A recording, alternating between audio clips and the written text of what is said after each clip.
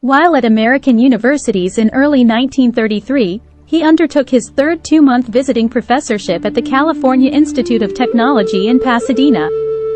In February and March 1933, the Gestapo repeatedly raided his family's apartment in Berlin. He and his wife Elsa returned to Europe in March, and during the trip, they learned that the German Reichstag had passed the Enabling Act on the 23rd of March, transforming Hitler's government into a de facto legal dictatorship, and that they would not be able to proceed to Berlin.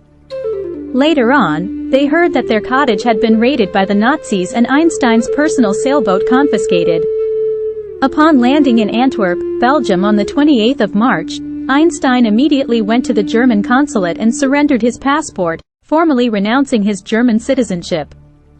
The Nazis later sold his boat and converted his cottage into a Hitler youth camp. In April 1933, Einstein discovered that the new German government had passed laws barring Jews from holding any official positions, including teaching at universities.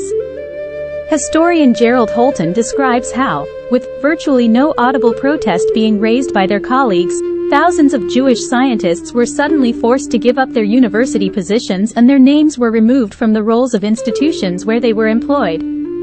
A month later, Einstein's works were among those targeted by the German Student Union in the Nazi book burnings, with Nazi propaganda minister Joseph Goebbels proclaiming, "Jewish intellectualism is dead." One German magazine included him in a list of enemies of the German regime with the phrase, "not yet hanged," offering a $5,000 bounty on his head.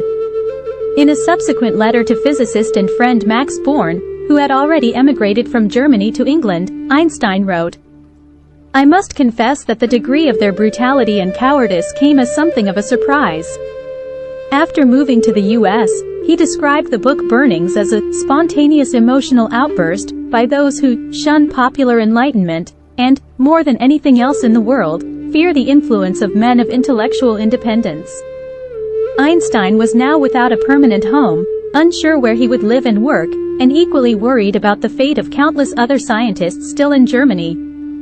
Aided by the Academic Assistance Council, founded in April 1933 by British Liberal politician William Beveridge to help academics escape Nazi persecution, Einstein was able to leave Germany.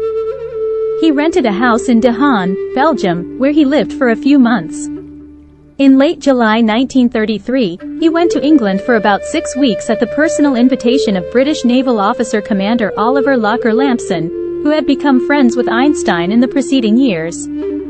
Locker-Lampson invited him to stay near his Cromer home in a wooden cabin on Rowton Heath in the parish of Rowton, Norfolk.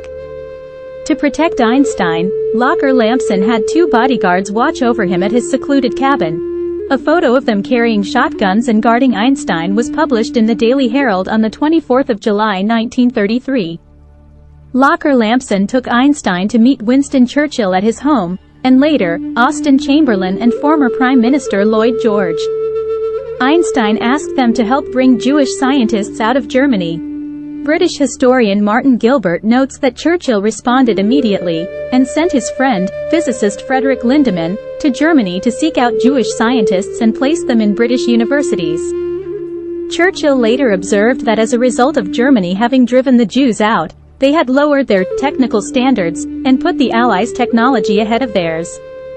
Einstein later contacted leaders of other nations, including Turkey's Prime Minister, İsmet İnönü, to whom he wrote in September 1933 requesting placement of unemployed German Jewish scientists. As a result of Einstein's letter, Jewish invitees to Turkey eventually totaled over 1,000 saved individuals.